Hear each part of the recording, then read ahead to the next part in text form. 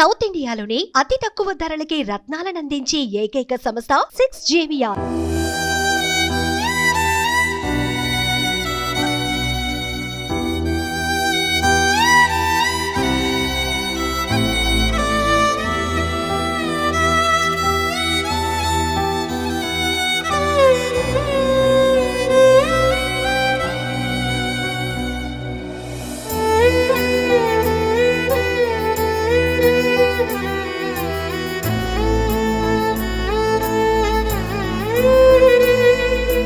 Hi అన్న శివన్న.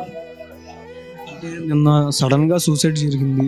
అసలు మీకు ఏ టైంకి తెలిసింది కరెక్ట్గా అంటే ఈ ఇష్యూ? నేను ఆఫీస్ నుండి నేను ఇంటికి వెళ్తున్నాను. నాకు 8:30 కాల్ వచ్చింది. మా బాబాయ్ చేశారు, చంద్రకాంత్ వాళ్ళ డాడీ. నేను చంద్రకాంత్ వాళ్ళ పెద్దైన కొడుకుని, నేను వానికి పెద్దన్నాను. వాటితో నా రిలేషన్ ఎట్లుందంటే, వాడు నా తమ్ముడు కాదు, నా ఫ్రెండ్, నా బెస్ట్ ఫ్రెండ్. వాడు నా బెస్ట్ ఫ్రెండ్, అన్ని విషయాలు నాతో షేర్ చేస్తుండేవాడు. అయితే ఇప్పుడు పెళ్ళి అయిన తర్వాత నా ఫ్యామిలీతో నేను బిజీ ఉన్నా, వాడి కెరీర్తో వాడు బిజీ ఉన్నాడు. వాడి ఇంప్రూవ్మెంట్స్ అవుతున్నది, మంచిది, చలో అయిపోయింది అనుకున్నాను. నిన్న నాకు తెలియగానే నాకు అర్థం కాలేదు. అది నేను తీసుకోలేకపోయినాను. అది నిన్న కాలంగానే నేను పిచ్చోని అయిపోయినా. నేను నా తమ్ముడు చనిపోవడం ఏంది? వాడు అందరికి ఇన్స్పిరేషన్, యూత్కి మోటివేట్ చేస్తాడు. నేషనల్ ఫుట్బాల్ ప్లేయర్ నా తమ్ముంది కెరియర్, నా తమ్ముంది ఇది కాదు, ఈ ఫీల్డ్ కాదు నాది. నా తమ్ముంది ఇండస్ట్రీ కాదు, సినీ ఇండస్ట్రీ కాదు. నా తమ్ముడు ప్లేయరు, మంచిగా క్రికెట్ ఆడతాడు, ఫుట్బాల్ ప్లేయర్. నా తమ్ముడు బాల్ ఆడితే నెత్తి మీద 15-20 సెకండ్స్ ఇట్లా బాల్ని ఇట్లా ఆడిపిస్తాడు నా తమ్ముడు. 5 years నుంచి పవిత్ర గారితో ఉన్నారు, అంటే రాలేదు ఇంటికి అని కూడా చెప్పారు చాలాసార్లు. అంటే అసలు మీరు ఎప్పుడు అడగలేదా? అంటే ఆయన చేతి మీద 2021 అని టాటూ కూడా ఉంది. మళ్ళీ నా తమ్ముడు ఏం చెప్పిండంటే, నా తమ్ముడు ఏమంటుండే, అన్న నేను కెరియర్ బిల్డ్ చేస్తున్నా అంటే, పవిత్ర రిలేషన్ మాకు తెలియదు. ఈ యాక్సిడెంట్ అయినప్పుడే తెలిసింది. పవిత్ర రిలేషన్ మాకు తెలియదు.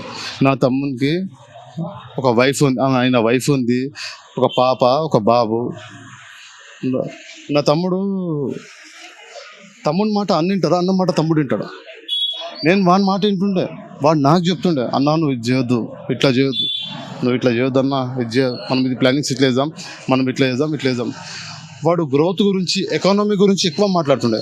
ఎకానమీ మీద చాలా ఇంట్రెస్ట్ ఉంటుండే.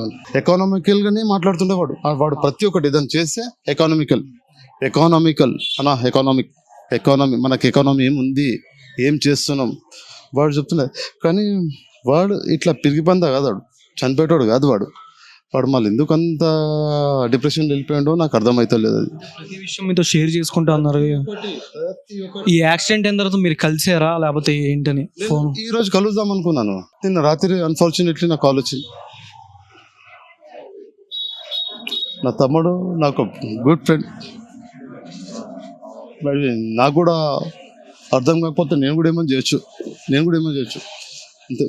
వాడు లేకుంటే నాకు లేదు, వాడే నాకు మొత్తం. అంటే పవిత్ర శ్రీరామ్ గారు చనిపోతూ షాక్తో హార్ట్ స్ట్రోక్ వచ్చి ఆయన్ని చూస్తూ చనిపోయింది అన్నారు. ఏది వాస్తవం అంటారంటే? అది ఆ సిచ్యువేషన్లో మేము లేము, మాకు తెలియదు. అది అయిపోయినాక తెలిసింది. మా తమ్ముడు ఆడ, ఇది మా మహబూబ్ నగర్ అక్కడ పడి ఉన్నాడు మా తమ్ముడు అని తెలిస్తే మా వాళ్ళు వెళ్ళినారు. నాకు మేజర్ యాక్సిడెంట్ అయింది. నేను పేషెంట్, కానీ నేను మంచిగా ఉంటే నా తమ్ముడిని నేను కాపాడుకుంటుండే. నా తమ్ముడు ప్రతి ఒక్క విషయం నాకు చెప్తుండే. ఇప్పుడు ఏం తిందాం, నెక్స్ట్ పొజిషన్ ఏం చేద్దాం, ఇప్పుడు అన్న సాయంత్రం ఏం చేద్దాం, నా తమ్ముడు నాకు చెప్తుండే. అంటే మెంటల్గా చేతికి కానీ స్కల్కి కానీ తగిలేసి మెంటల్గా చేస్తున్నాను, అద్దాల పగలు కొట్టేస్తాను అని చెప్పారు మా యొక్క పర్సనల్ ఇంటర్వ్యూలో మొన్న. అంటే షాక్ ట్రీట్మెంట్ ఇద్దామని కూడా అనుకున్నారు, కానీ మెడిటేషన్ ద్వారా కంట్రోల్ చేస్తాం అని చెప్పి నాకు తెలుస్తుంది. షాక్ ట్రీట్మెంట్ ఎవరు ఇస్తున్నారు? ఆయనే చెప్పారన్న ఇంటర్వ్యూలో. అంటే చెప్పారన్న నార్మల్గా సార్ చెప్పారు. మీరు చెప్తున్నారు కదా.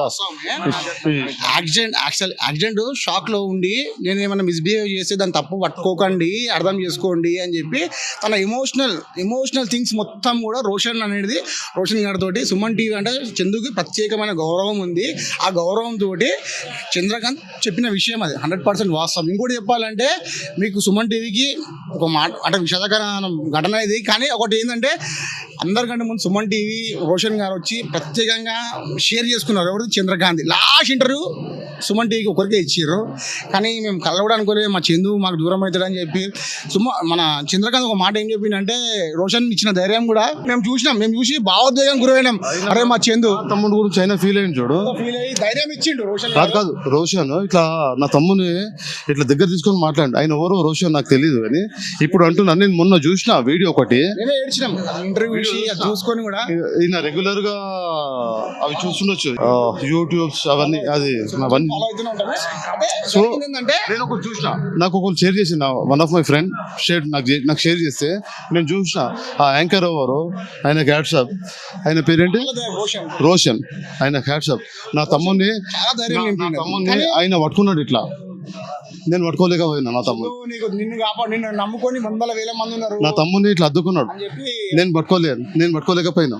అంటే బెంగళూరు నుంచి రాగానే అఫీషియల్ గా అనౌన్స్ చేస్తా అని కూడా చెప్పారు అన్న, కానీ ఆలోపే ఇలాగా జరిగింది. మహోత్సవం వైఫ్ అండ్ హస్బెండ్ స్కిట్ చేసామని కూడా చెప్పారు.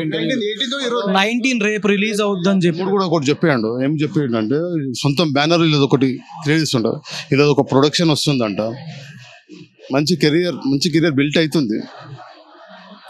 మా తమ్ముడు ఏం చేస్తున్నావు, ఇక మేము డిస్టర్బ్ చేయదని. మా తమ్ముడు మా చిన్న ఫంక్షన్స్ దేనికి అటెండ్ కాకపోతుండే. మా తమ్ముడిని మేము ఫోర్స్ చేయకపోతుండే. అంటే ఇప్పుడు నేను మిమ్మల్ని పిలుస్తాను, మీరు వచ్చేస్తారు. నా తమ్ముడు అట్లా రాకపోతుండే. అంటే ఇప్పుడు నా తమ్ముడు రాలేని పరిస్థితి అయితే అట్లా నా తమ్ముడు చెప్తుండే, ఇట్లా నా ఇది అన్న. కానీ నా తమ్ముడు ఇట్లా చేస్తాడు నేను ఎక్స్పెక్ట్ చేయలేం. నా తమ్ముడు చచ్చిపోయేటోడు కాదు. అంటే స్టార్టింగ్ మ్యారేజ్ అయినప్పుడు కూడా బాగానే ఉండి, తర్వాత 390 సీరియల్ స్టార్ట్ అయిన దగ్గర నుంచి తర్వాతనే నా తమ్ముడు ఇండస్ట్రీకి ఎప్పుడైతే అడుగు పెట్టిండో, నా తమ్ముడు ఆడ ఖరాబ్ అయిపోయాడు. నా తమ్ముడిని మింగేసింది ఆ ఇండస్ట్రీ. ప్రొడక్షన్ నుంచి కానీ కో ఆర్టిస్టులు కానీ ఎవరైనా వచ్చారన్న ఇప్పటికి? నిన్న ఈవినింగ్ నుంచి జరిగిన అభిమానించ కొంతమంది 5-10 మంది రావచ్చు, కానీ ఇండస్ట్రీ అనేది చెప్తున్నాం అది వేస్ట్. ఆర్టిస్టులు వచ్చినారు, ఎవరు అంటే ఇట్లా గుడ్ విల్ అంటే ఫ్రెండ్లీగా వచ్చినారు. అంటే మా నియర్ బై ఉంటారు. సాయి అని ఉంటారు. సాయి మీరు తెలుసు, గబ్బర్ సింగ్ టీం సాయి ఉండే, పాపం ఆయన ఉన్నాడు, ఛాన్స్ ఉండే ఆయన. సుమన్ టీవీలో మీ పర్సనల్ అండ్ బిజినెస్ ప్రమోషన్స్ కోసం కింది నెంబర్కి కాంటాక్ట్ చేయండి.